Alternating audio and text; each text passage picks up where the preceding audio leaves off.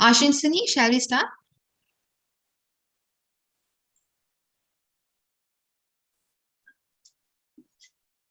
Fierce soul, brave heart, strong mind is what a woman is. A very good evening to all of you who are joining us live right now. I'm sure everyone must have had a beautiful Saturday today. My name is Ashinsini Veerasinghe and I will be the moderator for this discussion. I warmly welcome all of you to As We Unite for Her panel discussion organized by Rotaract Club of Kandy. Now, to tell you a bit about this project of theirs, it is As We Unite for Her is a project carried out by the Rotaract Club of Kandy in celebration of Women's Week to value, appreciate, and cherish the wonder of womanhood. Now, I'm sure you must be confused as to thinking, didn't we have the Women's Day? Didn't we celebrate the Women's Day in March? What are we really doing in August? That's the exact objective of the Rotaract Club of Kandy. Why do we subject the topic of women only to the month of March? Why don't we carry out throughout the year and empower women all around? So that's being done today through this panel discussion as well. So it's a week full of celebrations, spreading awareness about women empowerment. And the Rotaract Club of Kandy has planned and carried out events and programs to make the society appreciate her for who she is. Now, to tell you a bit about the programs that they have carried out, the Rotaract Club of Kandy has launched an e-booklet on demolishing period poverty and period shame, also spreading awareness about menstruation. And they have also created a social media engaging campaign called No Cooking Today to reverse the gender roles. And also a very fruitful webinar was held on Friday regarding makeup tutorials and emphasizing the magic of beauty for women. And the last session of this Women's Week will be a webinar session on consequences of teenage pregnancy in Sri Lanka, which will happen tomorrow, which is the 29th of August. And today is our day to discuss about four main topics. So when I say we're going to touch upon four topics, we have three icons, three empowering women as guests here today to discuss and touch upon the topics of women entrepreneurship, role of women in Sri Lanka, social taboos and virginity, and sexual freedom of women. Now, I'm sure the moment you hear all these four topics, there are vast, very broad and wide topics to talk about. But what exactly we'll be doing today is we're just going to share the thoughts and experiences of these artists, icons we have today. And as they share, I'm sure you, as you watch this live program, you too have an opinion about it. So it's just a discussion to spread awareness and to make this normalize talking about all of these topics. So your opinion matters just like the guests. So along with that, I would like to first of all introduce the guests we have for you today. Let me first introduce Ms. Kishani Alanki. She is a well-known entrepreneur, humanitarian in progress, and an actress and a talk show host. A very good evening to you, Kishani. Hi, good evening. How are you doing? And also congratulations on reaching the 10,000 followers for your conversation with Kishani Alanki. Thanks very much, Ashi. Next, I would like to introduce Ms. Stephanie Sirivardhana. She's an artist, a host, humanitarian, and former Miss Sri Lanka. I don't think these people need any extra introductions. Hi, Stephanie. How are you doing? Hi. Nice to be here, and thanks for the lovely introduction. For sure. Like I said, you all don't need introductions. The whole country and the world knows. Last but not the least, Rotarian past president Bernadine Jayasinghe, and we know her as a managing director of Essential Studies Private Limited. She's an entrepreneur, lecturer, award-winning news anchor. Hi, Bernadine. Hi, Ashi. Hi, how are you doing? I'm doing great. How are you? I'm doing great as well. I mean, it's my pleasure and honor to have three of you in this conversation today and to discuss about all of this. So to begin the conversation with, I would like to have a general question posing to all three of you to ask. I'll first go ahead with Kishani. What do you feel about being born as a woman? What do you feel about being born a woman? Well, I think it's a privilege and a blessing to be born as a woman. There's no doubt. I embrace womanhood. I embrace femininity and everything that comes with it. Okay. Stephanie? So that's a very interesting question, because I remember when I was very much younger, I was really annoyed that I was born a woman, because I thought things were really sexist. I would see little things like my grandmother would get me to serve tea and crackers and cheese to all our guests, but my brothers were never. I have three brothers, but at the time I think I had only one or two. Okay. I would always wonder, like, why not get them? So I saw a lot of things that really bothered me, and I felt like, okay, why is it just because I'm born a girl that these differences are there? So I mean, now of course I think the world's changing, and I mean I've embraced the femininity and all of that, but there are differences, and I think like Kishani said, it is lovely to be born a woman, I guess. I mean, not saying that it's not nice to be born a man as well, you know, you are what you are. Yeah. We're talking about gender equality. Yeah, but it took me a little bit of time to accept the entire facet of what it meant to be a woman in every sphere, I would say. I'm sure we've all had a phase where we actually questioned, ourselves. If I was born a man, I would have done that and this.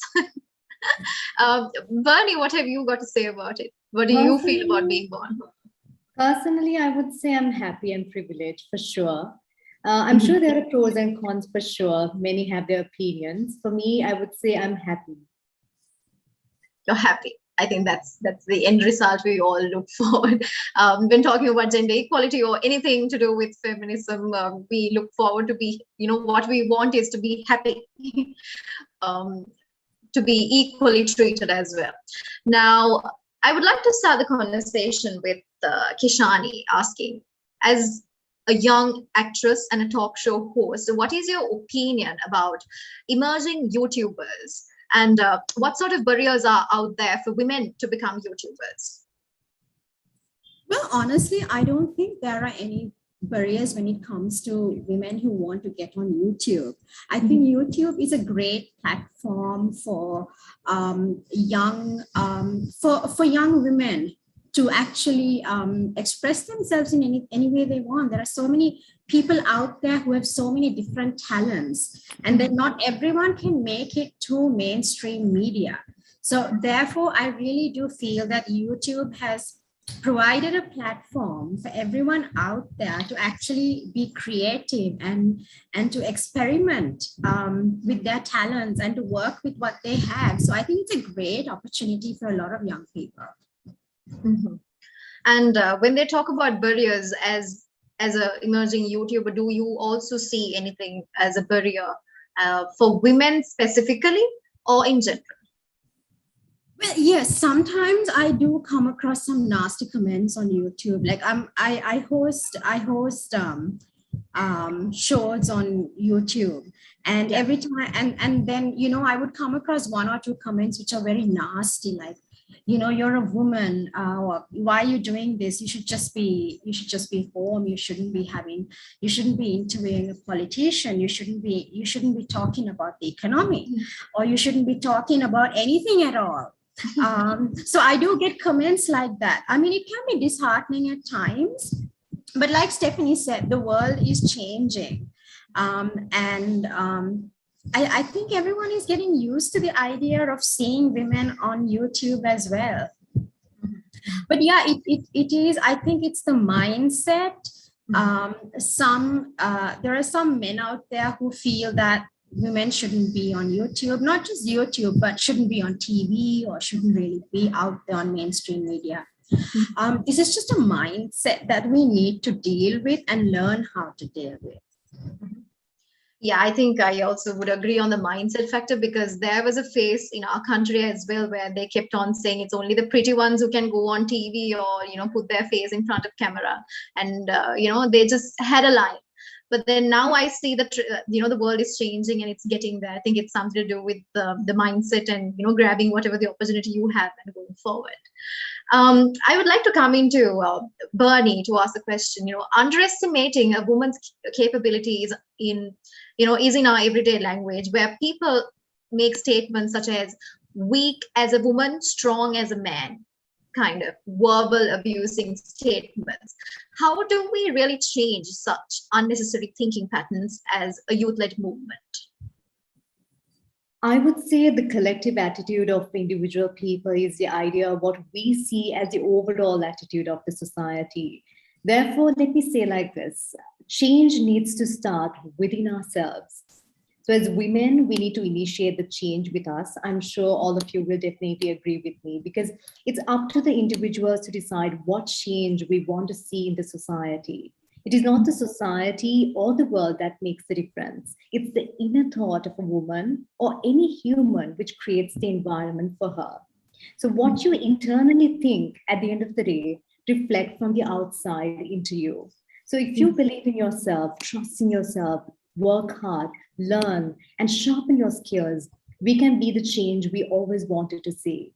So if many women can bring up that internal change into the society, the attitudes of the society will eventually change as well. So as a movement, like what we're seeing today as well, if we can actually motivate and encourage and create a platform for talent to shine, I would say that all of us will be able to recognize the true talent, because I will not mention whether it's a woman or a man, because I believe that everyone needs to be accepted and recognized for their true talent capabilities, rather than going into the depth of checking their gender. Which actually happens sometimes. I'm sure that all of you have gone through that. And we see Alanki, Stephanie, who have already conquered and who's conquering them as well, and many women out there. So I would not say only women, I would say any gender, everyone's going through that. And personally, I don't look at anyone as a man or a woman, because I respect everyone as human beings. So the best is to set platforms to let everybody to maybe shine based on their true potential. And if such platforms are set, eventually the attitudes of the society can and will change. Right. I think that was a well given answer. And I would also like to ask you, Bernie, have you now, a lot of people would love to know your personal experiences in the process of us making these topics normal, like even as we normalize these topics today. So have you faced any circumstances in your life? Do you have any experiences in your life where you have come across this statement, weak as a woman, strong as a man, you're a woman, what would you know, kind of statements? I would say, to be honest, whatever people say, always when it comes to work, I started very young. I'm still young, by the way, but still I would say we all are. We all are. So I started my company when I was 18 with 6 chairs, and I'm actually back at the same place thanks to the pandemic, because now we don't have the corporate place because it's all online. So I'm back at the same place. I started with 6 chairs and 1 small whiteboard. You can see the nails up there. I didn't want to remove those because it is like a memory for me. That's why I was hanging the whiteboard. So to tell you, to be very honest with you, there were moments where many people said, I think everyone might be, it would be great if I would like to request everyone to go on mute, the ones on Zoom. So maybe to make it very quick, I would say when I wanted to start, there were a lot of people who actually told that I'm too young. That's one. And secondly, to answer your question, I had situations where everyone came and said, you're a girl. And actually, my mom loves me a lot. And she also used to remind me that I'm a girl every morning. So I used to tell her, like, after some time, I know it's not changing. Don't worry. Like, don't worry. I know I'm a girl. So, I mean, that's because sometimes they're very scared of the traditions and the culture and what the society has to say. So what I would say is I always wanted to be very positive. I know it's very easy and rainbow talks when we say be positive and there's nothing impossible and things like that. What I want to tell you is it's all about mind. If you want to control your life, control your mind. If not, if you don't control your mind will start controlling your life. So every single time when someone comes and tells me something, I will just laugh or just smile and just tell myself, I have a dream, I have an innocent dream, I want to do my best. So I'm just going for that. Yeah. So I think the final message, like through this question, I want to give everyone is there will be people coming to you and telling you so many things. Don't look at anyone as a man or a woman. Be just humble enough to look at everyone for their true potential. So my life, every industry I've worked with, every particular thing I did in my life, I had obstacles, but I've always wanted to prove myself by doing the hard work and conquering it. I think following those, I think we also have seen results of you, Bernadine. So we'll give an answer. Rashi. Moving into Stephanie, I would like to ask from your life story, what is your experience like when we consider the social constructs related to the role of a woman in Sri Lanka? Is there any turning point in your life which brought you up here as a person who lived in so many different countries? So, sorry, what was the last part of your question? No, as in, I would like to ask, so I'll break down the question. So, what is your life from your life story? What is your experience like when we consider the social constructs to the role of a woman in Sri Lanka? Okay. I'm asking that question based on your experience in a few different countries. Okay. So, thanks for the clarification. No. So the thing is, if you look at Sri Lanka versus where I lived most of my life as well was in Canada. I would say Sri Lanka now has grown a lot, but when it comes to this cultural, social definition of what a woman is in Sri Lanka, it's a bit restrictive. Women, I think in Canada have it. I don't want to say a lot. Yeah, they have it a lot easier. Easier, yeah. I wanted to see if I could sugarcoat it, but no.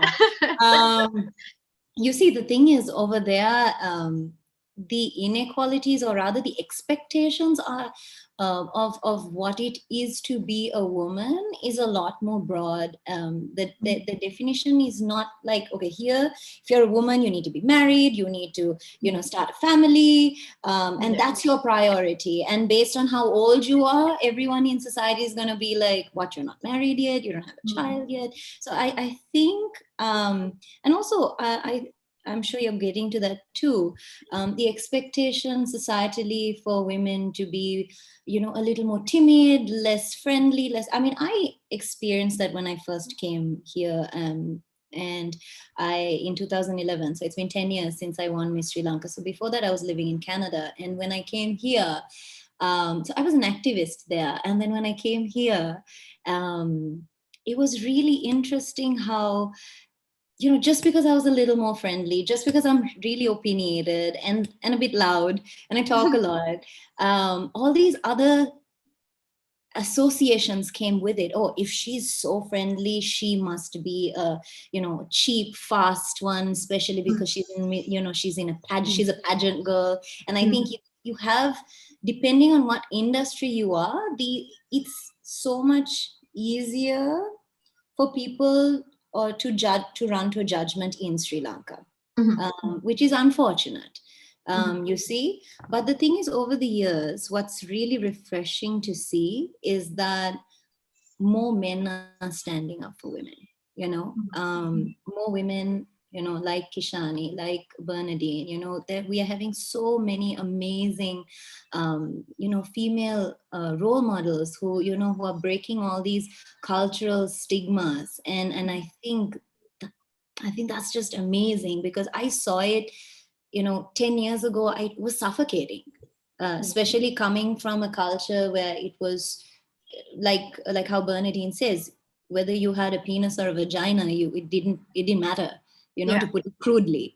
I mean, your whatever gender you identified with did not devalue you or up your value. It was based on how you lived as a human, your values, your principles, your journey in life. Like, it was your actions that spoke for you. Whilst here, I think there was your gender also played a huge role. But I think we're progressing, and like I always say, it's thanks to the guys as well, because we live in a patriarchal society, and there's no point us, fighting for it. outside a castle with a fortress and just throw stones at the castle. You need to get someone in the castle like, hey buddy, help me put the bridge down, okay, let's do this together. So it's really nice. It's beautiful to see how we're moving forward as a country, as a nation, and discussions such as this is just so important, and this awareness. So it's beautiful to see how we're getting ahead. Thank you so much for that answer, Stephanie. And just like you mentioned, discussions as these are not to put men down. It's just us spreading awareness, because we need men to normalize these topics, because I've seen so many men also talking about with gender equality and how women should be treated. So there you go. This is also one such initiative by the Rotary Club of Kandy to take the message forward. Coming into Kishani, according to you, is gender discrimination on the verge of disappearing, or would you rather say that it's still, that there is a tension there? From your experience as well, I would like to know. I really don't think it's disappearing. It still exists very much. I witness it every day, pretty much every day. And just like Stephanie said, I feel like in Sri Lanka, there are cultural barriers which actually prevent you from, which actually discourage a woman from achieving what she wants to achieve. Like, she could have a goal. Maybe you have a woman out there who actually wants to get into politics. But then she couldn't do that because in Sri Lanka, they think that a woman's place is at home. That yes, she should be educated. Yes, she should be good looking. Yes, she should be slim. There's body shaming. And at the same time, then you've got to be good looking. You've got to get married before you're 30. You've got to have kids by the time you're 32. So there are so many expectations of a woman. And I really don't think that's fair. So I don't think there's no discrimination. There is so much discrimination. And I also agree with another thing Stephanie said, which is if a woman has her own opinions or shares her views, she would be seen as trouble. Because I recently had this interview with Lahiru. Yes, I was actually talking about all the cultural issues women in Sri Lanka face. And then I was reading some of the comments, and some of the comments were like, oh my gosh, I don't want my girlfriend or wife saying this because she's a feminist. Oh. So, I mean, that's the kind of attitude you still get. I mean, you get social media, people are exposed to everything that happens around the world, but yet you do get discrimination in Sri Lanka. And hopefully this will change, but obviously it would take time. It's not something that would happen overnight. But something else that Bernadine said that I agree with is we must be the change that we wish to see. It's best we change ourselves, and it's best we set an example as opposed to expecting everyone else to accept us. It's something which should happen over time. I would like to take that question to Stephanie and Bernadine also, to just get an idea about it and how we've faced in different industries. Stephanie, would you like to answer that question also? Like, this gender discrimination, no matter how many talks go, it doesn't happen. You know, I've also seen when it comes to YouTube or anywhere we go, and personally in our industries also, it's just there. It's just there. What do you think we should do, or girls who are coming up should do about this? So how I deal with it, like, so I host events as well, you know, and this is something really like, so my male co-hosts, or like most of the time I host alone, and on occasion I get hired with, you know, guys, like Saranga or Cliff, or, you know, different hosts. And one thing I have noticed is that when I am hosting alone, Obviously, the event people come and they talk to me, or, you know, okay, this needs to change, this, the agenda has to move here, there. But whenever I have a co-host, I notice that the organizers go and talk to him about everything. And don't tell me. So the way I deal with this is I actually will go and I will step forward and be like, sorry, can you repeat again what you just said so that I can hear it too? Because what I do is I make sure to emphasize the fact that I am here. I am here. And I need you to acknowledge my presence. And I do it, I obviously like, you know, very like, oh yeah, can you repeat it again? Like in a very nice way. But I think it's important that for us to always, you know, don't just go back into the shadows if you're being ignored. Assert yourself and be like, I am here. And as much as he's a host, I am too. And if he wasn't here, you'd be talking to me. You know?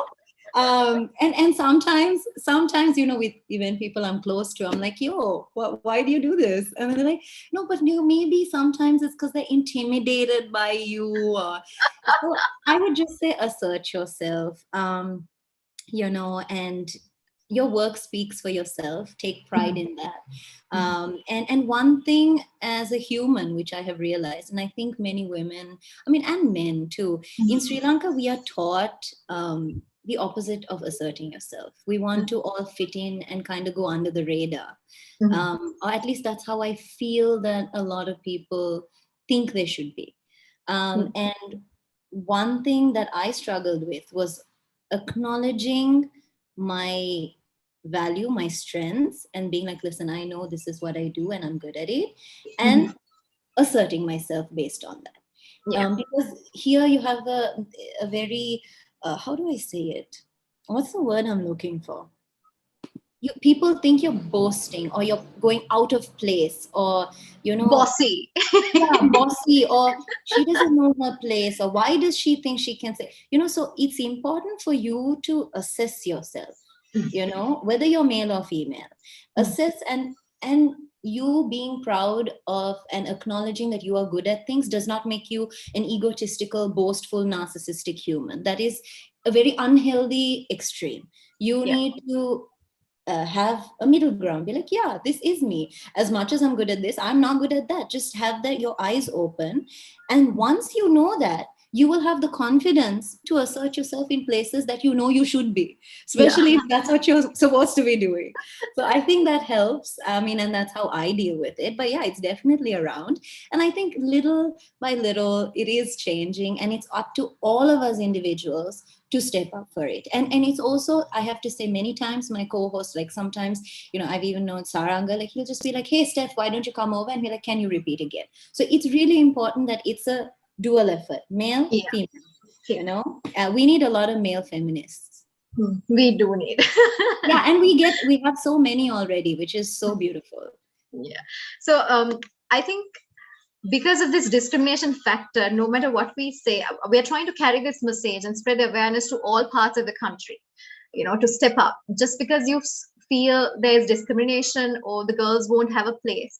And I think this is a mindset also sometimes being put by the parents as well. Correct me if I'm wrong, where parents also restrict you, saying, you know, that's not a place for girls, like you don't have to go in that path. But I have seen the ones who have stepped out of the comfort zones and gone further, they have actually succeeded in life. And just like Bernie also mentioned before, we be the change we want to see in the world. So coming into Bernadine, I would like to ask you the question in the business world, women in the business world. As a young lady, you have won the corporate world. What are the opportunities that a girl who wishes to start her own business can take? And are there any special programs where you could advise girls on? That's a wonderful question, Ashi and Sunny. Before that, Ashi, I want to touch upon a quote, the line that you actually mentioned about the parents.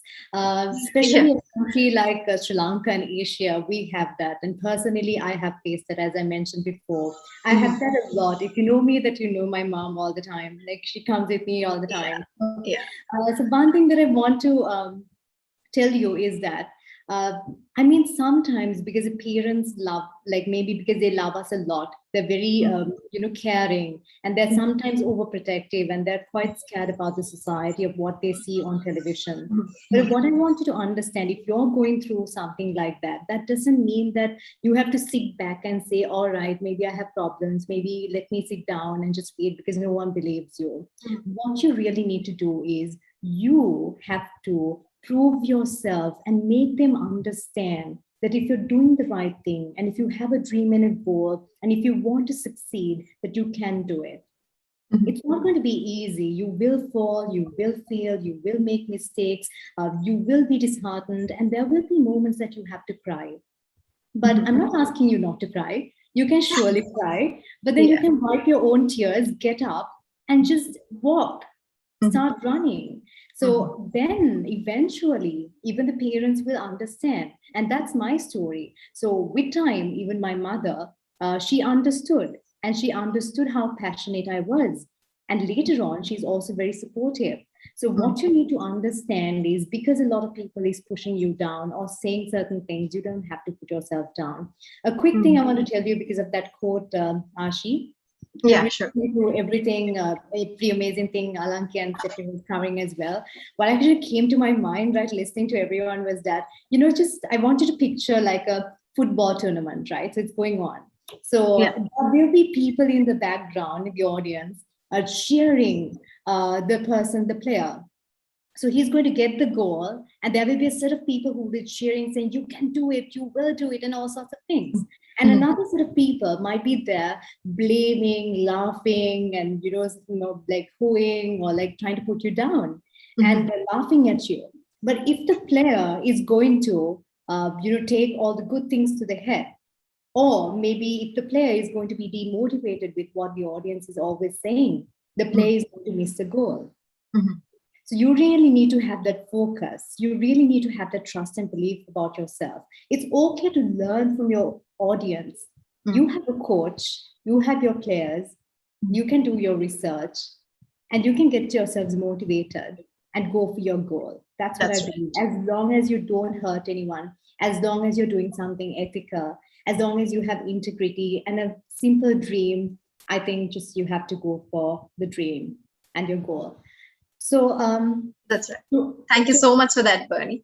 Sure. And maybe to quickly answer your question, Ashi, before discovering opportunities, your career or the world, firstly, you need to discover yourself. Because when you truly know who you are, who you want to be, and the purpose of your life, it will be helpful for you to discover the opportunities you should pursue to achieve your true goals and targets.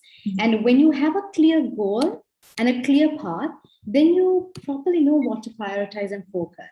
So once you have sorted yourself, then you can explore the opportunities, and the opportunities you need to grab will depend upon your purpose, your life purpose. And if you look at the stories of successful entrepreneurs, their stories are unique to them. The opportunities they have grabbed are unique too. So there is no one particular opportunity that you need to grab, or like a pathway you need to follow, but rather you need to figure out the best opportunity for your story. But generally, you need to focus on, maybe I would say, strategizing, soft skills and networking, and how good you can strategically place yourself, how good you can communicate with others, and how good you can develop relationships with other people. And that will help you to drive your chance for opportunities. And to get better understanding on these, maybe there are many soft skill training programs, leadership skills, business strategizing programs, and mentorship programs. You can get in touch with us maybe, so we can guide and guide you to the right direction for sure. Yeah, definitely. She's reachable anyway. She's very helpful when it comes to building women in entrepreneurship. So here's a chance for you also to get in touch with her and go forward. With that, I would like to come to Stephanie to talk about defining the role of a woman. Right. In that aspect, I would like to ask you, if a woman chooses to narrow down her role to the angle of the house, do you perceive it as something positive? Actually, I have to say now that I am confined to the home, and I do all the cooking, the cleaning, the washing the clothes. It's a very difficult thing to do. Huh? It is full-time job. It is. It's much easier to work and then pay someone to do that than actually doing it. And when you have the pressure of raising the next generation, and on top of that, I think it's something I really admire. And regardless of whether you resonate more with being a housewife and raising your kids and dedicating your life to that, or if you decide to be a career woman and your husband decides to be a house husband, regardless of which way you want to go, it's your choice.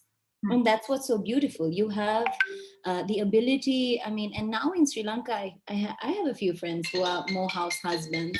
Sorry, that's my husband's phone. Let me put it on silent. So no problem. Okay, there we go. So what's beautiful is that there are more men who choose to be house husbands. I know a few here in Sri Lanka, and I think the role of a woman, obviously, if you decide to have a child, you're out of commission for 9 months, right? I mean, you can work. In entertainment, I would say you'd be out of commission for a bit longer. I'm hoping that'll change too. I'm hoping that people and companies will hire pregnant. We should. Nice bump and all. I mean, that's the dream, right? Yeah. Maternity is not going to take away from you doing your work. But I think the role is fluid, and it is what you make of it. Nobody can tell you what the role should be. And whether that's, you being a career woman, getting married and then getting pregnant, deciding, you know what, I don't want to go back to my career and I just want to be at home, looking after my kids and making sure that, I teach them how to be amazing human beings. And if you have sons, teach them how to be wonderful husbands, wonderful boyfriends, respectful, human beings. I think that's amazing, just as amazing as being a career woman who, is a CEO and it is what you make of it. And the only thing that changes, the only reason we're talking about this and trying to define it is because of societal pressure. And I think, like Bernadine said, filter the noise out, because for me, I have learned to I had a near-death experience. And for me, that's when I realized, when I thought I was going, all my regrets were mine. And my regrets, I didn't do so many things because of the noise I was hearing, right? And luckily I survived it. But if I didn't decide, if I didn't survive that, I would have died with all these regrets that only I would feel the gravity of. Everybody else would be like, Ane Pao, she was such a good girl. Oh, well, next, moving on. They cry about it for a few days. And then you're like, okay, bye, Stephanie, we'll think of you, rest in peace. But it's me who suffered, right? It's me who didn't do everything my soul wanted to do because I was scared. I was scared of what people would think about me. I was scared if I would fail and people would judge me. But at the end of the day, your role is what you make of it. And you have one life and you're only accountable to yourself. As long as you, like Bernadine said, you don't hurt anybody else. You don't cause a harm or inflict harm. You're respectful, and maybe you're going against maybe what society tells you and what your parents might want from you. But at the end of the day, you have to respectfully agree to disagree, as long as you are certain that in your soul that that's what you want to do. And I guess long answer short, it is what you make of it. Thank you so much for that answer. And just like Stephanie, Kishani and Bernadine, as they talk, as we take this conversation forward, I would like to let the ones who are watching us live know these are just personal experience and individual perspectives coming from 4 different angles here. Just like they have an opinion, you have your point of view as well. So if you have any questions and if you want to share your a part of the story, please put in the chat box or the comment section. We would like to take it at the end during the Q&A session. With that, moving into Kishani, I would like to ask the question. One could particularly draw a connection between the two topics, women's sexual freedom and abortion. What's your opinion about this? Well, let me talk about abortion first. Sure. I don't think anyone is in a position to talk about abortion because at the end of the day, it's a personal choice. Personally, I'm against abortion, but who am I to judge? It could be you. I mean, okay, I'm a Christian, and as a Christian, we're not supposed to abort kids. But I don't really think anyone should be in a position to judge a woman because it's her body. She will be going through it. She will be carrying the baby. And there are so many situations in which it might be unfair to expect a woman to not be in a position to make a decision. For example, a woman could get raped, and then it's not her choice to be pregnant. But she should have a choice in deciding if she wants to be pregnant or if she doesn't want to be pregnant. So I don't think what I really think or what anyone else thinks really matters, because at the end of the day, it's a very personal and private choice that a woman herself should make. And with regards to sexual freedom, I didn't really get the question. Okay, no, it's the connection we draw where we keep talking about how sexual freedom has to be given to women, and when it comes to topic of abortion, people go, no, you shouldn't do that, Then there are certain belief systems which stop the girls or the women, because from the start of their life, probably they've heard abortion is bad, and down the line we're coming into the topic of virginity, like you have to be a virgin till you get married. These are like taboos which has been inculcated in the minds and the brains of girls. So just to draw the line. Yes, Stephanie. I need to say something here. Sure, so in Sri Lanka, abortion is illegal.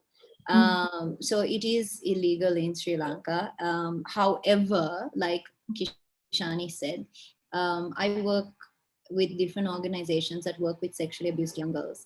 And it is so important that I think we open up to make abortion legal for children. So under 16 in Sri Lanka, to start off with that. Especially if they are raped, victims of rape, because there are 11-year-olds, 12-year-olds who have babies of their own, which is completely wrong.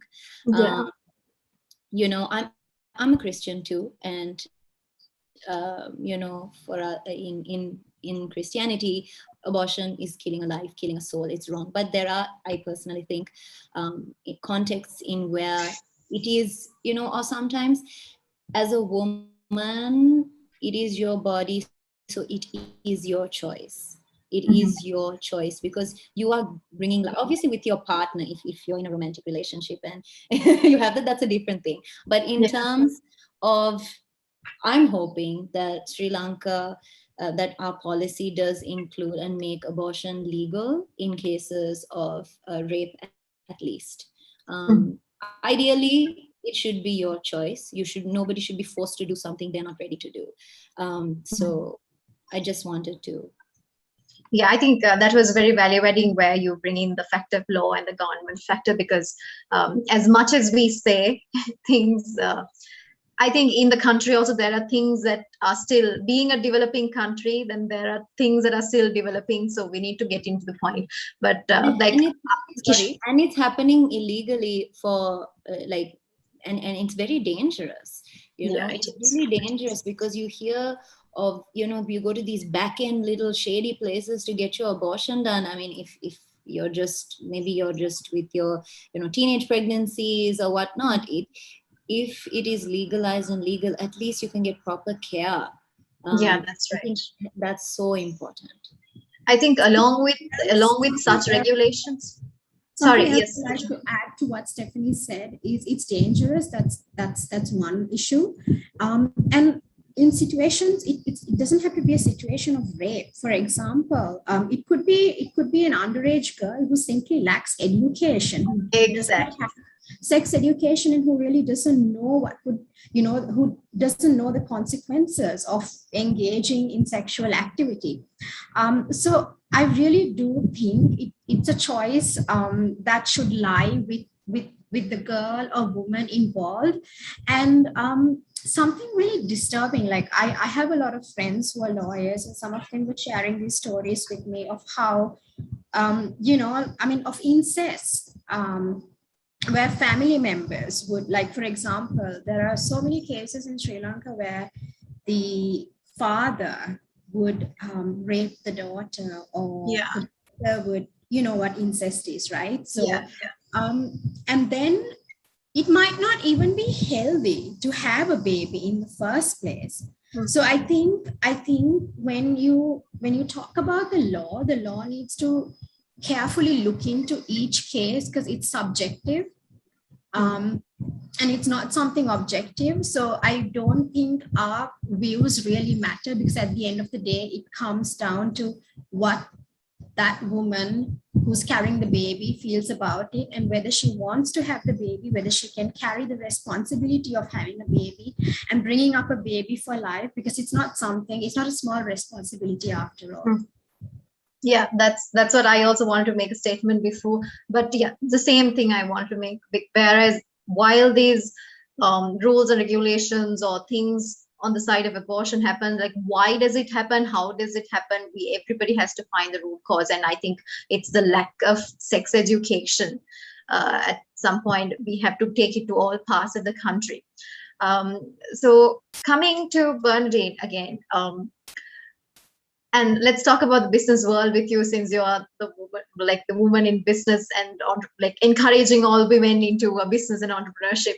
I would like to ask you the question, like, what are the things a woman should consider when, how can you inspire the aspiring women entrepreneurs to launch their own businesses? I think that's a great question. Thank you for that question, Ashi. So maybe let's start. Let me start like this. It doesn't matter whether you're a woman or a man, as I mentioned before as well, because since competitive environment is the same for all of us, because you're a woman will not stop to will not stop or increase the rivalry for the market share. And the biggest point that needs to remember is to know your unique selling point and who is your customer, or in other words, your market segment. Without clearly maybe defining these two, it's not that easy to start a business. So my question, as I mentioned in my answer to the first question, is that why differentiate a woman? And also, you want to start a business, you want to have a company, you want to be an entrepreneur. Why find ways to put you down or give excuses? As a female entrepreneur, I do understand that, like, many say that they might not have the skills, information, resources to take their companies to the higher level. They will say that they have stress, anxiety over how people might react to their dreams and goals and aspirations. You might not want to mess up or to fail publicly or let anybody down as well. You might be also concerned of how people will comment and whether it will negatively impact on your relationships with family, loved ones, and friends. You might also question whether you'll be able to manage other responsibilities in life, including your health, striving life, work balance.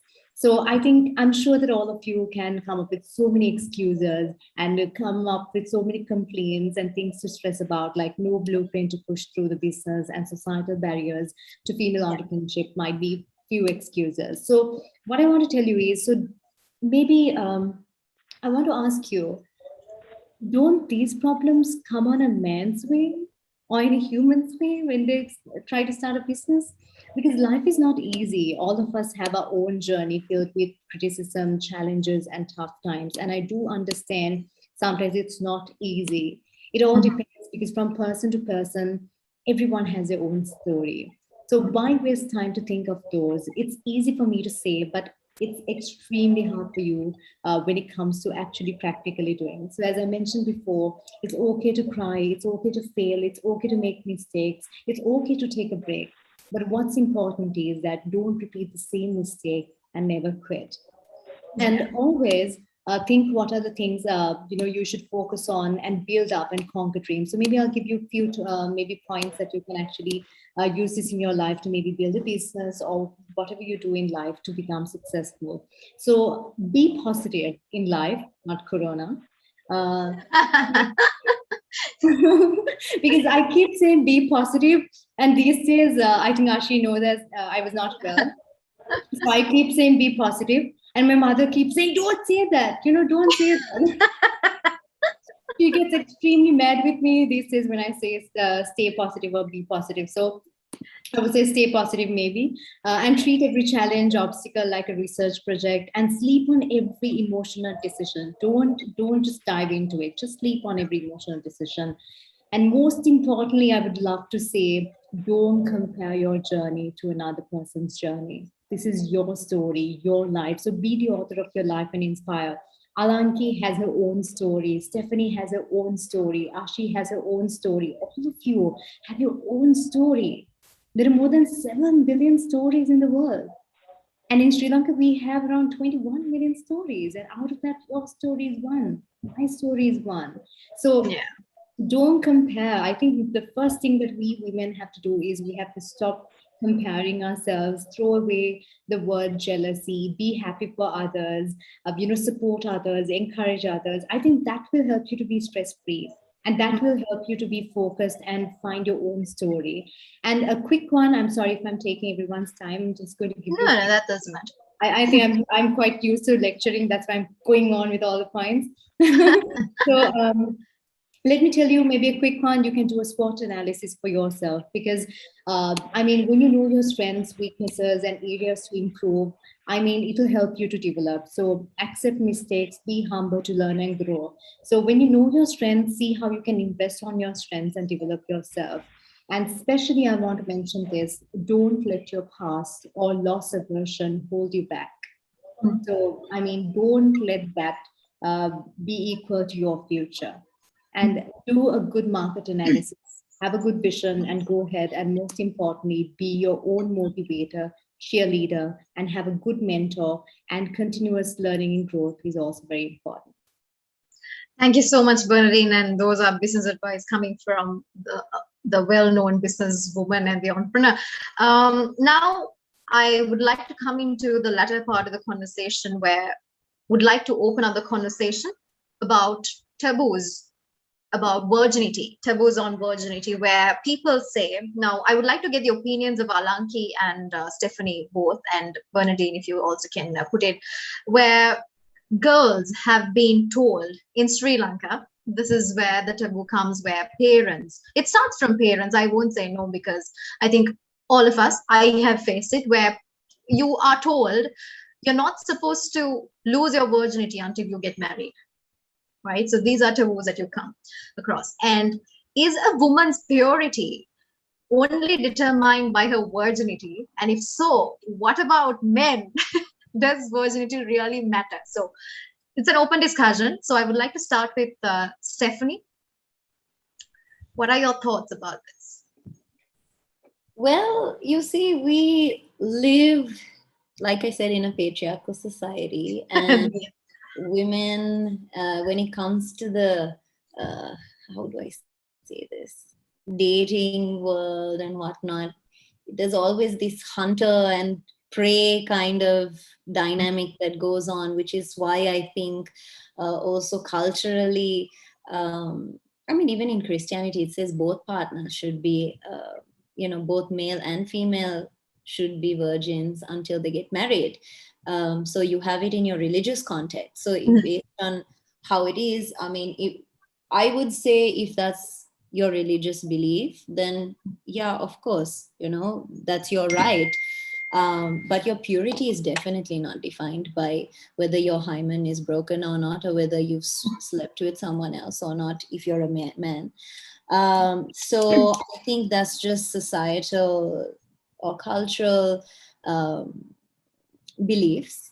Um, but that being said, it is something that, many families, I have heard of families here who still put out the white cloth and expect a woman to bleed on her first night. And Yeah. not, I've gotten used goods. And, it's very unfortunate that a woman has to go through that, because, That's women are just as sexual as men. And, And that's everyone, exactly why we keep talking about sexual freedom as well. yeah, of course. I mean, it's just, you see, back in the day, we only got our vote very recently, like, in the grand scheme of things, right? Yeah. We were, even if you look at the Western world, right? Many times, royalty, they were even before that, like you had the women and they were at home and they were just used as commodities. Women were married off to, make alliances with different countries. And Mm. so if you're just an object, then and you're just given off as marriage material, to for foreign relations, for diplomacy reasons, then yeah, I guess you don't want to give a broken vase, as a gift, if that's your gift. But we are now realizing, like, we've come way past that. We're not objects. Yeah, And we are not objects. yeah, And we're not objects, we're humans, we have feelings. and, and so yeah, it's your personal belief whether you want to lose it's a your virginity. choice. Yeah, it's a choice. If you want to lose your virginity and experiment, yeah, okay. So and the thing is, if it is just based on you breaking your hymen, you do that when you're dancing, with your Yeah. horse riding. There are so many things where does that mean you're not a virgin anymore? Does that mean you've lost your? These are questions we need to ask ourselves, and I think we are held to these. I mean, the youth nowadays don't really. I mean, in my opinion, I don't think it's them who mostly worry about it. It's more the elder or older generations. So Yeah. I think it's really important that that discussion comes up. Do you really define someone's worth based on that? How do you define someone's value? Yeah, that's what I'm sure the topic and these discussions will come into place with our generation going forward as parents, because I think it passes down from generation to generation. And for our generation, I think, just like you said, it's not within us, but it comes from the elder, the traditional form of beliefs. Alanki, I would like to take your opinion also about it in Sorry, brief. if I can just, before that, can I Sure. just add one more thing? It's really important that we dialogue about it, because people expect you not to lose your virginity. They don't give you the proper sex ed and the proper advice as well, in case you do. So that is really, this is what leads to teenage pregnancies. This is why, even in schools, they don't really teach and educate in terms of, how the how the menstrual cycle works. And they always shy away from this topic of sex, because it's seen as something so dirty and so wrong. Yeah. And it just leads to a whole slew of problems. So it's really important that we really have this discussion, maybe with more decision makers and teachers and your parents, and because that's how it becomes a healthy cycle. If not, we're just repeating unhealthy cycles, which leads us to all the issues that we are now discussing. Yeah. Recently, on touching upon that, recently I also saw an article where it was an international talk show where they say, educate the children in the right way and introduce the body parts at the right age. Where there was a time, or still, people don't call a vagina, they call it, a flower. Why replace it things with, like, don't let children fantasize, just tell them the exact word, this is what it is, so that they know. And it's a normal thing, right? It's a body If part. it wasn't for sex, our parents having sex, none of us would be here. Yeah, exactly. Right? And what is the ultimate goal of humanity? Is to keep our human race going forward. right? For us not to get extinct. And for us not to get extinct, we need to have sex and we need to procreate. So it's a very natural thing, and it's normal for you to want to experiment. And it'll ideally, you won't need to learn about your parts by playing doctor with your friends, you know? Yeah. So, yeah. Okay. Alanki, would you like to touch upon this taboo on is a woman's purity only determined by her virginity? Yeah, that's crazy. That's pathetic. I can't believe it still exists, but yes, it does. And I think it comes with a lack of education and a lack of awareness. I do know for a certain, I do know for a fact that this practice of seeing if a woman is a virgin on her wedding night was something that was practiced during my parents' generation. And so many women I knew were subjected to it.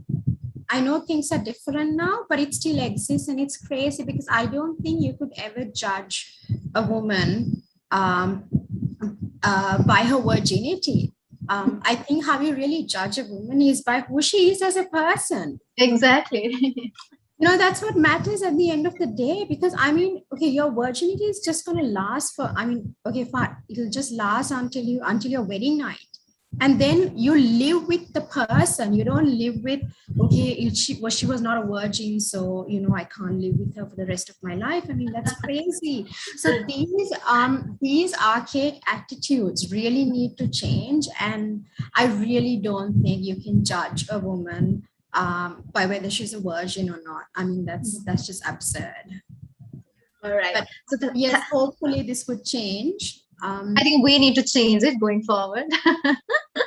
Hopefully make a change. But it's a really good topic, and we need to talk about it more.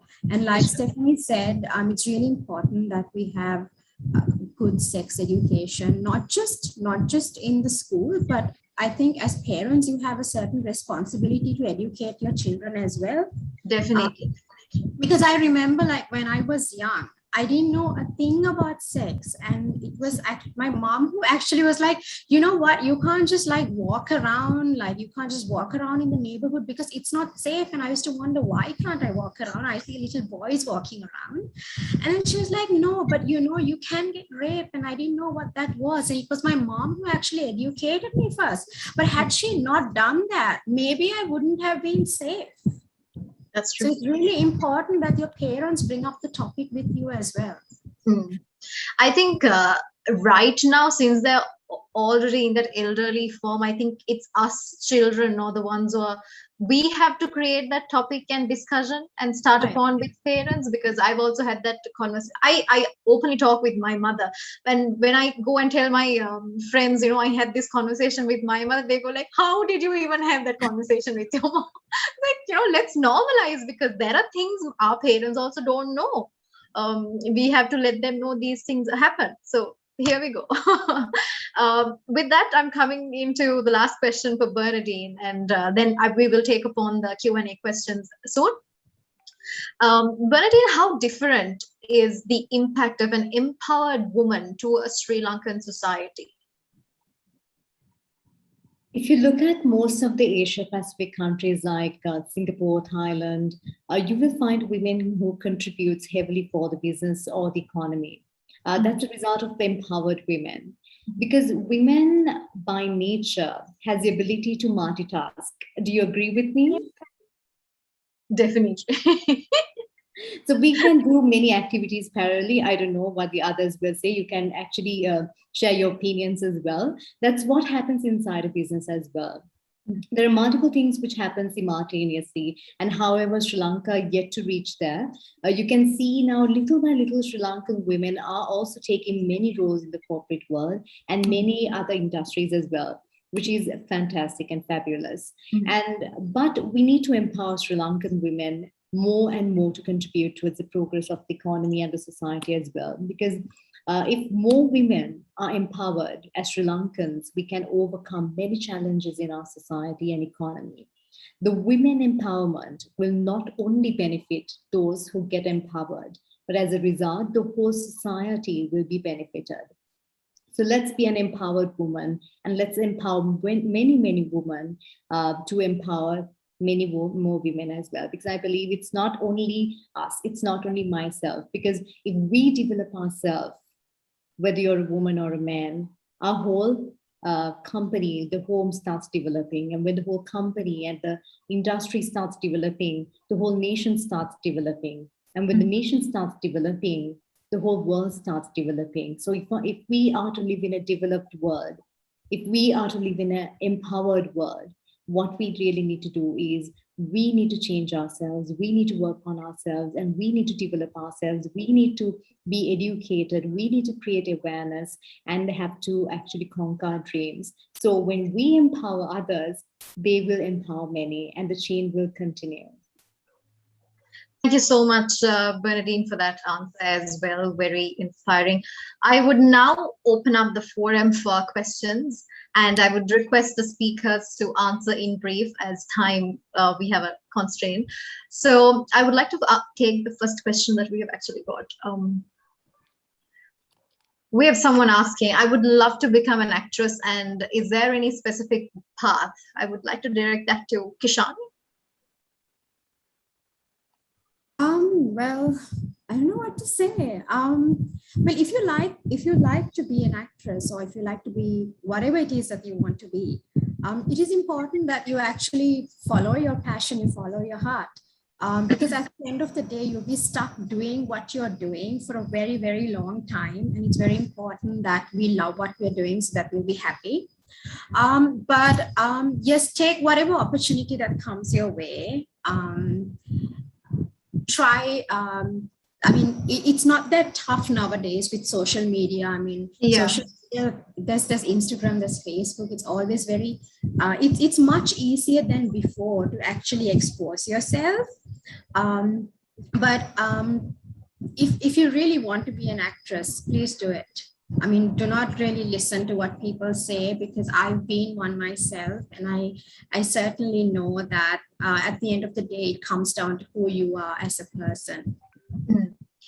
Thank you so much for that answer. I think opportunities wise, just like Kishani said, there are so many opportunities out there on social media, and I've seen so many agencies coming up with a lot of courses for you to follow and get into the industry. So try them. Okay, here we have another interesting question. I would like to take that up with Stephanie. We have a person asking, I'm a single mom. Why the society treat us so bad in Sri Lanka? So this is also a taboo. Yeah.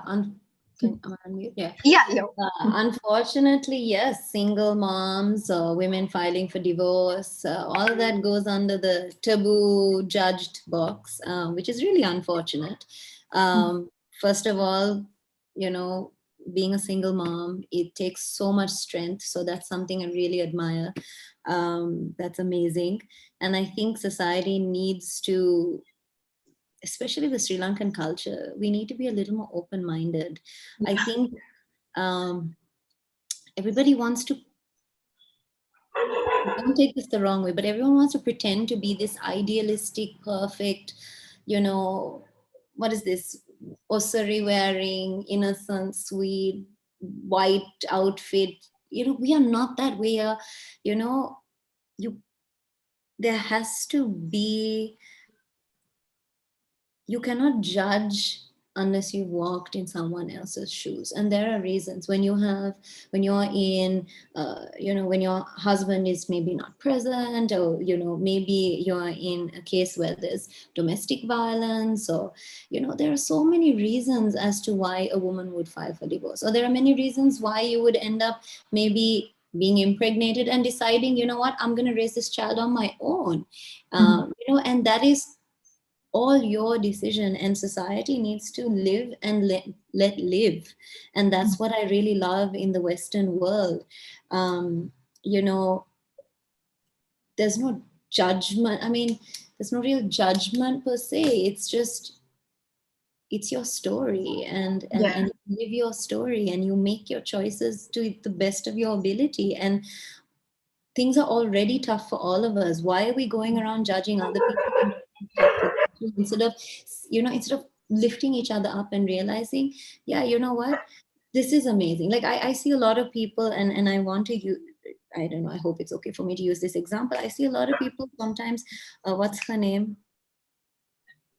Piyumi Hansamale. I see a lot of people criticizing her. Me, I admire her. It's not easy to be a single mom, to raise your son that way. She's in an industry where she's, she has realized, okay, this is, I'm making my daily bread. This is how I earn my money. And I think she's such an empowered woman to live her story fearlessly. And whether, as long as she is happy living her story, who are we to judge that and put all this, all these negative associations with that?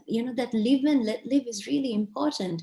And when you're a single mother, that's you're playing the role of a mother, you're playing a role of a father, you're a breadwinner, you're making sure this new human is going to be a good human, and that's a lot of pressure. And at the same time, you're trying not to lose yourself and your identity and still live your truth as well.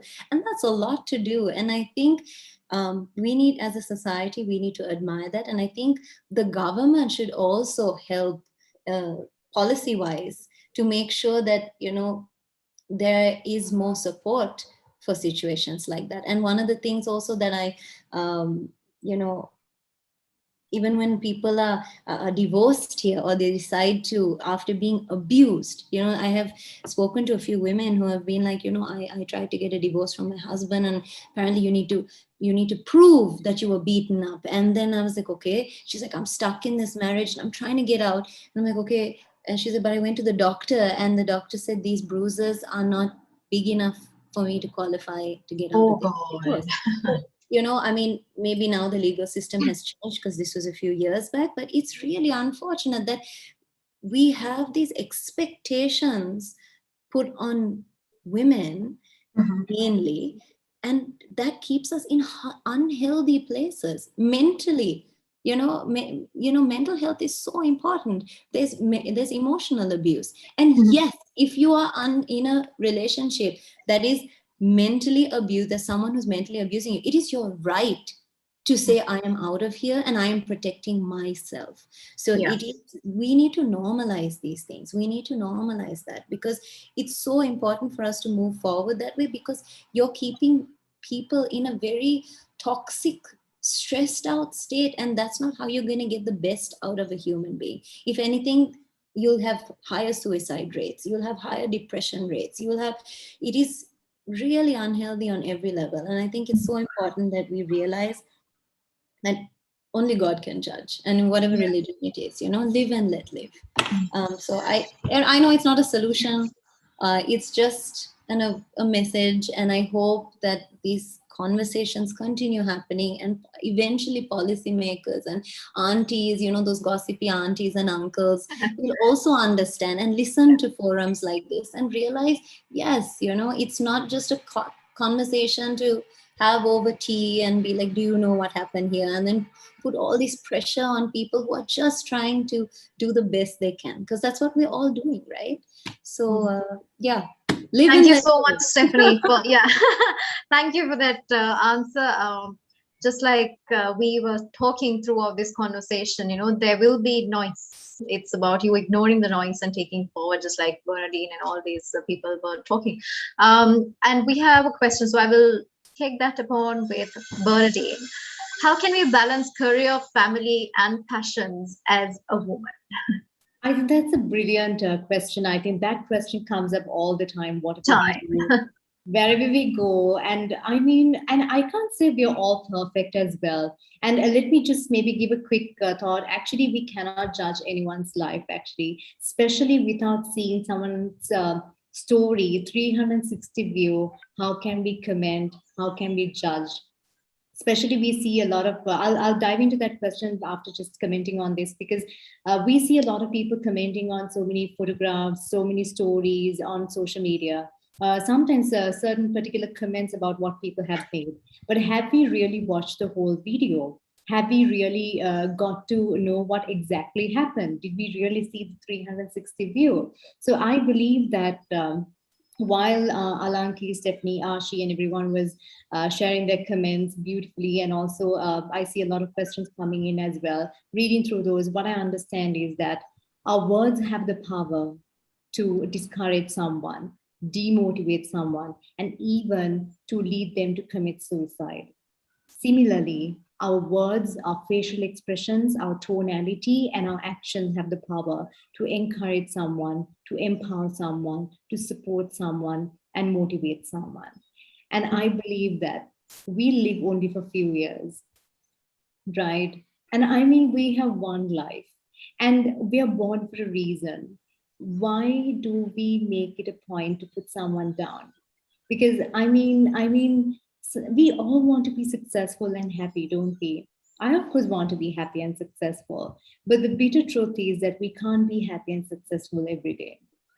That's the reality, That's right? There will be something which is coming up. So if you want to be happy and successful every day, this is something I'm trying my best to practice. It's not easy. I learned it from my mother. I'm trying my best and I'm working on that. So whenever I see something really nice and whenever someone is happy, I try my level best to be happy. So my blood and my inner soul, everything becomes happy. So naturally, I am benefiting from that. And when I see someone else's success story, scrolling down on my feed, like news feed on Facebook or social media or anywhere, I just feel like, oh my God, like she has done it. He has done it. Like, I feel successful. So naturally, my aura starts developing and I feel successful. So you will be able to have a greater connection with people. And all of us will be able to be happy and successful. So quick answer to the question, Shinsani, from the audience. I think the question was, how can we balance career, family, and passions as a woman or a man? I'm not going to say a woman only. I would say a man or a woman or anyone, right? So a quick one, simple answer, I would say undivided attention. Now, what is undivided attention? Example, do you want in terms of a parent or in terms of a student? Ashi, you can pick something. Parent, let's go ahead. All right. All right. So I'm of course still single, but let me give you Doesn't make so let me give a particular, maybe a parent's point of view when it comes to undivided attention. You can just put your hat according to any role. So what happens is we say that there are housewives, amazing housewives sometimes.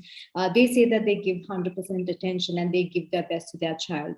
But what actually happens from morning to evening, the little one walks to the mom and the mom will say, I'm preparing your meal, darling. I'm preparing your meal. Tell me what you have to say. So the mother is actually preparing the meal and asking the child to say what she has to say. Then again, what happens is the mother will go and start washing clothes or whatever, and will ask the child to say what she has to say. Likewise, while eating, while watching TV, while walking, while gardening, and all sorts of things during the day, they will expect the child to come and talk while doing that.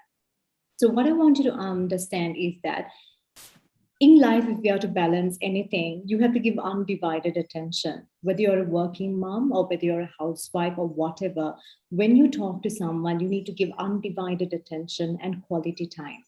So maybe it can be just 15 minutes, half an hour, or 1 hour. Sit down, look into the eyes, and talk. And if you can do that, I mean, that would be fantastic. Career, when you're doing that, you give 100% attention, undivided attention to that. Now it's easy for me to say, hard for us to do it. So I'll say it. You'll be like, hello, you'll say it. How on earth can we do it? So what happens is while you do the career, you think, oh my God, my child is there. Oh my God, I have to pick this pillow. I have to, do this. I have another talk show. I have this thing to do, and all sorts of things, run in your head. So what I always say is, if that is running in your head, stop it, go do it. Yeah. And if you can't stop it and go do it, then stop thinking about and do that. Mm-hmm. So why waste a lot of time thinking? So what we do, I'm talking with personal experiences, what I used to do. So when I do an assignment, what I do is, if I have 1 hour to do the assignment, I will do the assignment from say 20 minutes. The rest of the time I've been thinking, oh my God, I have to do this, right? And while you enjoy a nice meal, you enjoy it while you feel guilty that you have so much of things to do.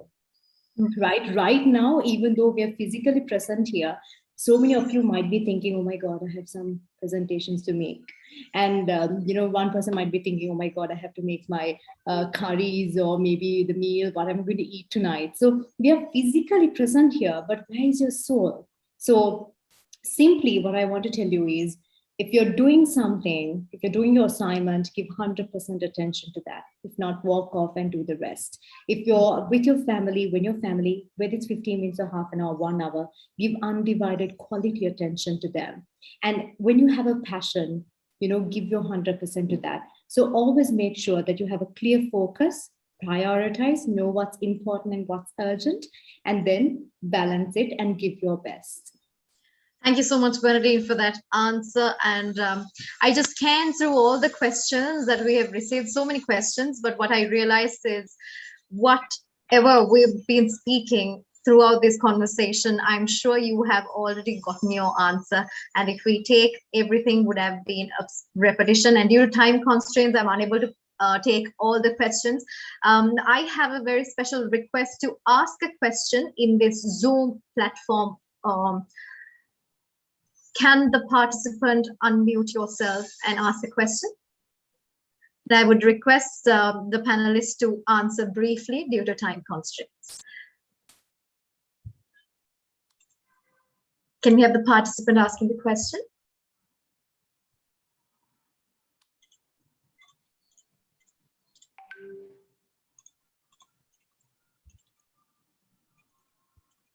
Do we have the question? I'm sorry, I wasn't sure whether it was me. Oh, okay. All right, thank you very much. So in terms of the question, what I really wanted to know was what sort of advice would you really give parents? Because if you look at it, most of these sessions that we conduct, most of the online virtual or physical sessions that we have would address the youth, the girls and the boys. But how many of these girls or boys, basically us, are really going to listen to a session like this openly in front of our parents in Sri Lanka? Because we would most of the time, have our earphones on or be in our room. And the moment, you hear words like, about sex or abortions and whatever it is, the parents are going to get freaked out, right? And they're going to wonder like what their kids are listening to and what's going on here. So what sort of advice would you give for the children, basically for us to deal with our parents and make them understand what this idea is about? Because if you look at it, for example, one such situation was one of my friends from university. I'm from a state university, and I'll just say the story. And this girl was thinking that she would get pregnant if she would hug a boy naked. So that is the story of one such kid. And we have so many subjects at school that teaches us this, but she has passed all that, and that's what she still thinks. So what would be the solution for this? Does it have to come at a national level or at a family level? What sort of a solution do we have for a problem like this? Thank you.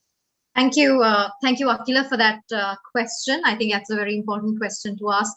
Meanwhile, I would bid adieu to Alanki because she has to run for a family emergency. So thank you so much, Alanki, for joining with us today. So as she leaves, I would pose the question to Stephanie to answer in brief or take it forward. I was putting my hand up, like, can I take that? So I think it's Akila, right? Who asked the question? Akila. So Akila, I think honestly, that is such an important question because at the end of the day, I see so many things that go wrong because of a lack of communication and trust between parent and child. And I have seen this even in Canada. So I'm a person, my parents have always been very non-judgmental and have always had very open lines of communication with me. Yeah, it was super awkward when my dad was like, let's talk about sex. But you know what? So it is, I have noticed that in Sri Lanka, and also my friends who were Sri Lankan or from an Asian descent in uni in Canada, while I was in uni, they would lie to their parents about where they were going, what they were doing, because they were afraid that if they told them what they were really doing, that their parents would either judge them or lock them up, or, you know, this repercussion, because that honest line of communication is not there. And it is so important.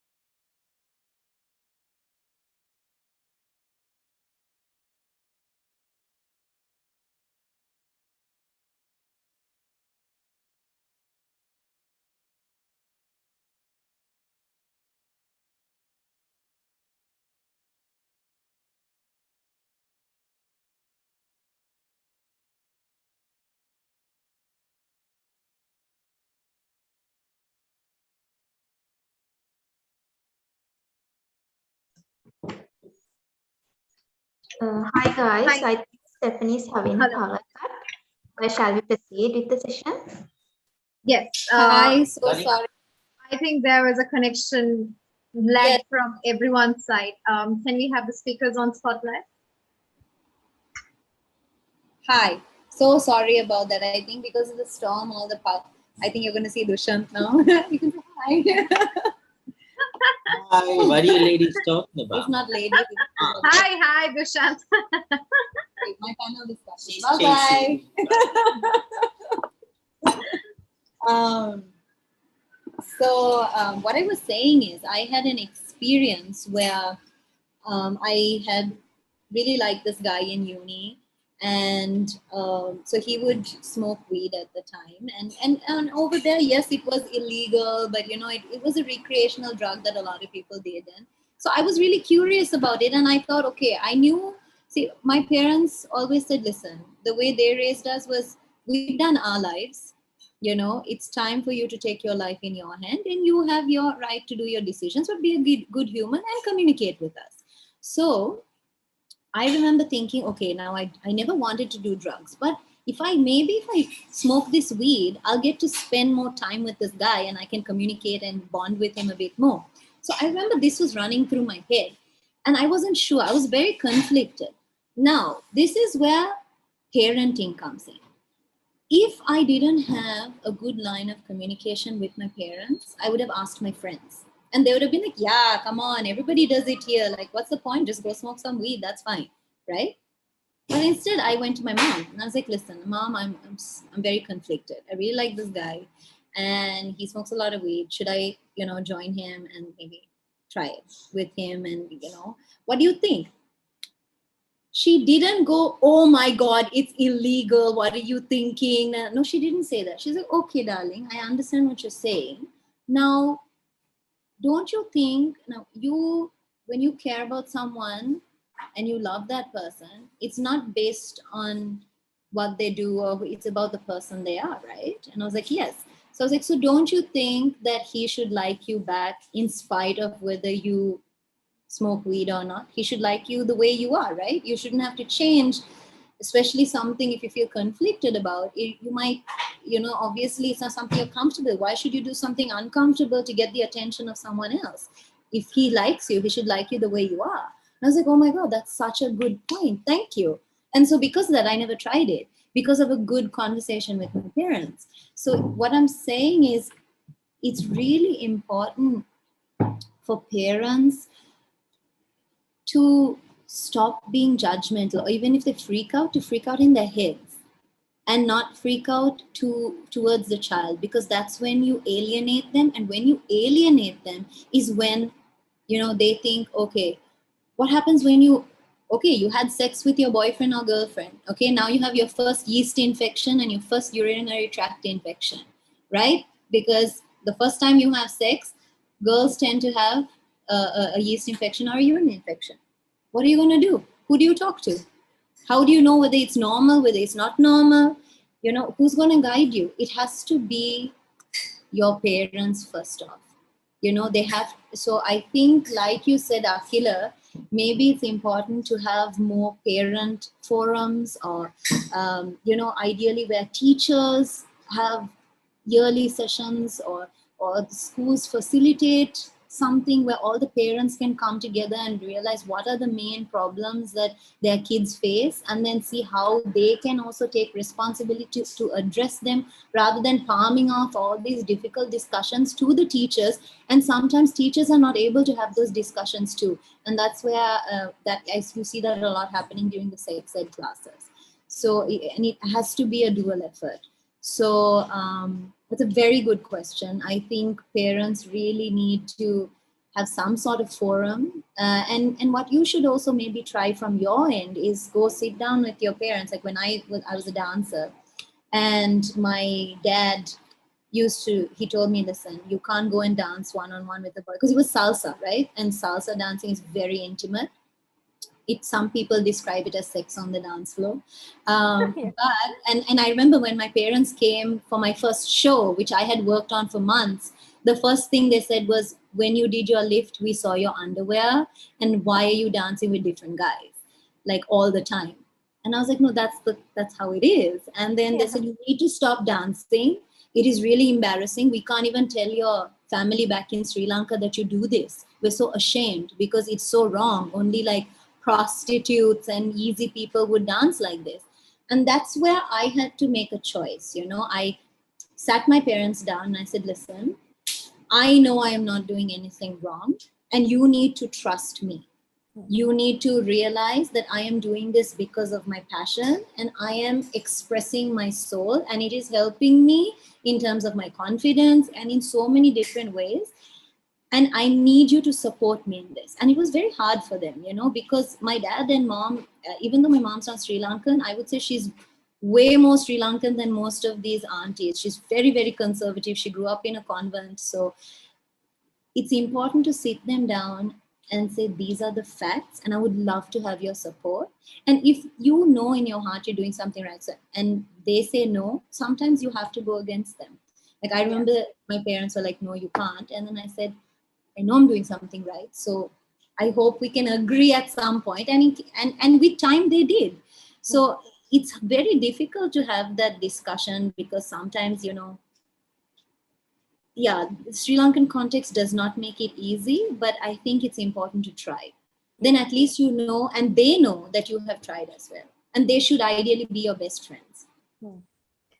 Yeah, thank you so much, It was Stephanie, a really for that long-winded answer, but I thought it was a really important question. So that is really important. I think it's something all of us go through. Just to quickly share one thing also, just like you said, it's good to initiate discussions with parents, from school levels or whatever not. But when it comes to the family unit of family, I think you and I in this generation would experience the world a little faster, and we should be able to sit down and have that conversation with our parents.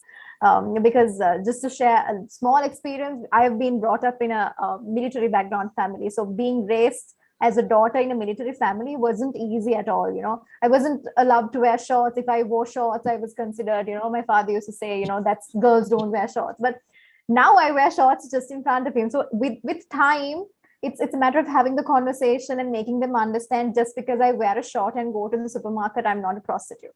I won't be called as a slut. It is who I am, so with time, I think us kids, or I won't call us kids anymore, but us children should have that conversation with our parents and build that trust for good, and take the conversations forward, so that they also experience the world and all of these new things through us.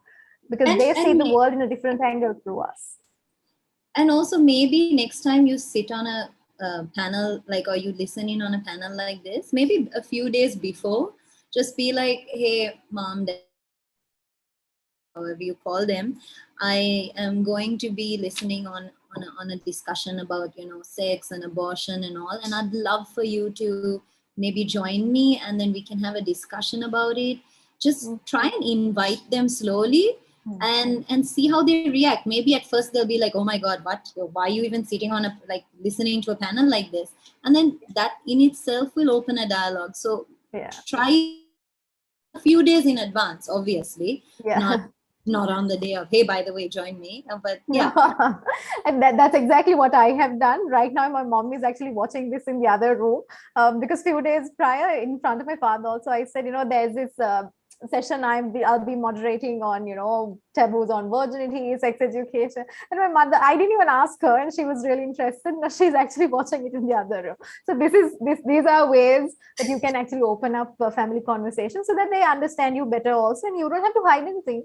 It's easy when you tell your parents and go out of the house and do whatever you want to do and come back home, rather than not telling them, lying and go out of the house.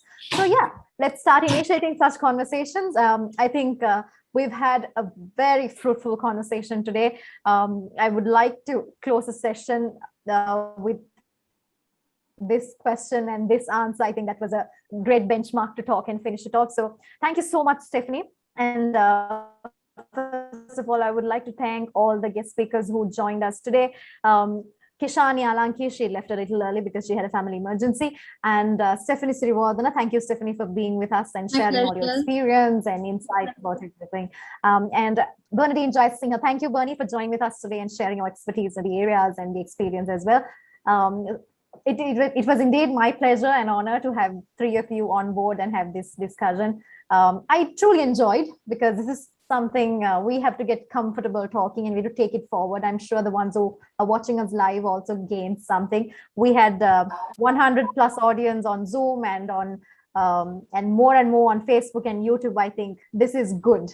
People are watching, people are encouraging such conversations. So let's take it forward. Let's not just listen and finish it off. Let's start practicing whatever we discussed today. So this was As We Unite for Her panel discussion organized by Rotaract Club of Kandy. So thank you to Rotaract Club of Kandy as well for organizing such a Women's Week, even in August, and taking these discussions forward. Like I mentioned before, only in March for the Women's Day celebrations, we come along and just keep talking about, women empowerment, whatnot. But we forget as the month of March passes by. So it's good to have this conversation going on throughout the year and keep encouraging women and make some change in a level that we can. Let's be the change we want to see, just like we started the conversation. So thank you so much for everyone for joining this conversation today. Let us know your feedback, put your comments on Facebook and YouTube. We shall see you soon with another good project through Rotaract. So until then, thank you so much for joining. Have a good evening. Stay home, stay safe. Bye. Bye, everyone. See you. Bye. Bye, everyone. Bye. Take care. Bye-bye. Bye.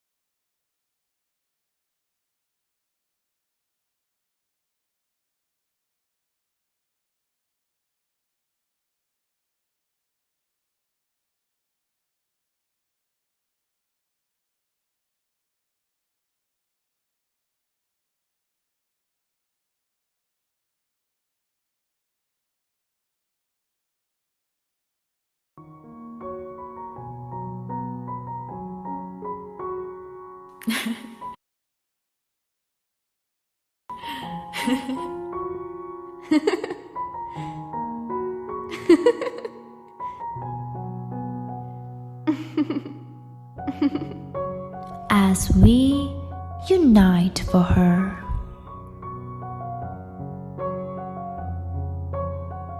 She is the embodiment of love, the symbol of tough tenderness. Here's to all the women who are wonderful, outstanding, marvelous, amazing, and never giving up. Celebrating, appreciating, and valuing her for who she is.